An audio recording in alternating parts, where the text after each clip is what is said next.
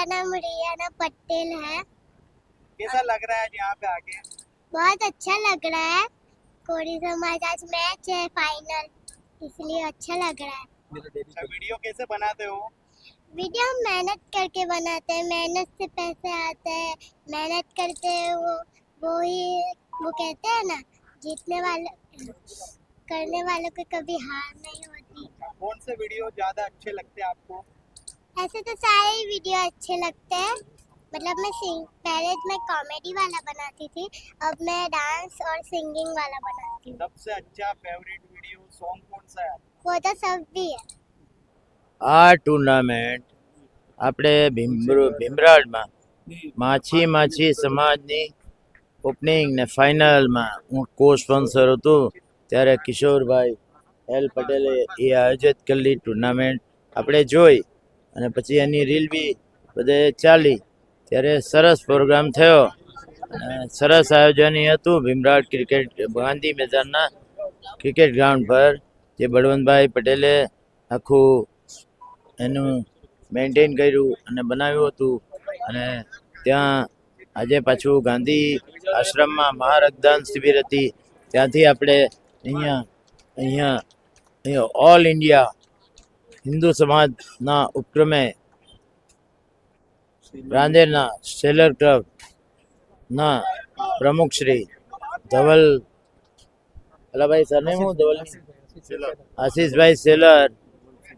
Seller અને એમના junior Dhaval સેલરે આ ટુર્નામેન્ટનું આયોજન કર્યું જેમાં ઓલ હિન્દુ સમાજના તમામ લોકોની ટીમો 16 ટીમો અલગ અલગ પ્રદેશની એક ટીમોમાં અલગ અલગ પ્લેયર કોઈ આનું કોઈ ત્યાંનું સિક્સ હવે તો તે સંજોગોમાં આપણે જોયું કે આપણે અહીંયા મારું સરસ સ્વાગત કરવામાં આવ્યું.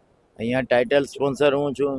પહેલાં 1 લાખ આપેલા, પછી કંઈ 1.5 લાખ આપ્યા, એવું જ આપ્યું ને ક્યાં આજે બીજા 50 આપ્યા ને એટલે 2.5 લાખ થયા.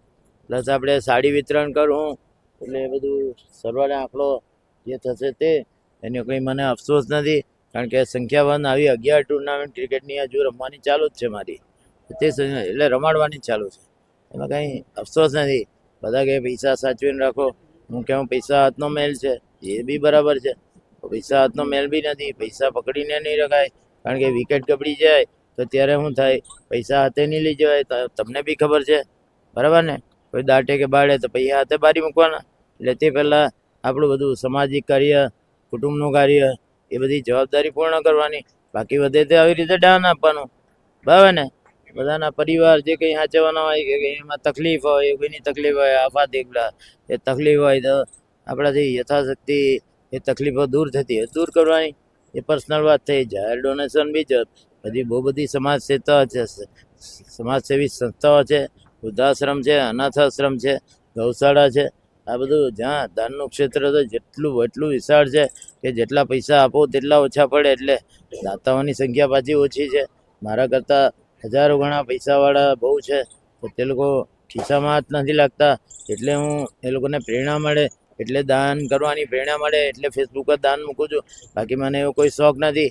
એમ તો કહેવાય છે કે દાન એવું જોઈએ કે ડાબા હાથે મૂકીએ અને જમણા હાથને ખબર પડે નહીં એને દાન કહેવાય. આ કળિયુગ છે ભાઈ, જાહેર કરીએ દાન તો બીજા દાતાઓને પ્રેરણા મળે એવું બધાનું કહેવું છે. તે સંજોગોમાં હું ફેસબુક પર મૂકું છું દાન. પણ હવે આ જો આવું સરસ આયોજન થોડુંક તેમ છે પણ આખા ભર બપોરે આવી ગરમીમાં પસીનો છૂટી જાય, આપને બી છૂટી રહ્યો છે તો પણ આપ પધાર્યા તે બદલ આભાર.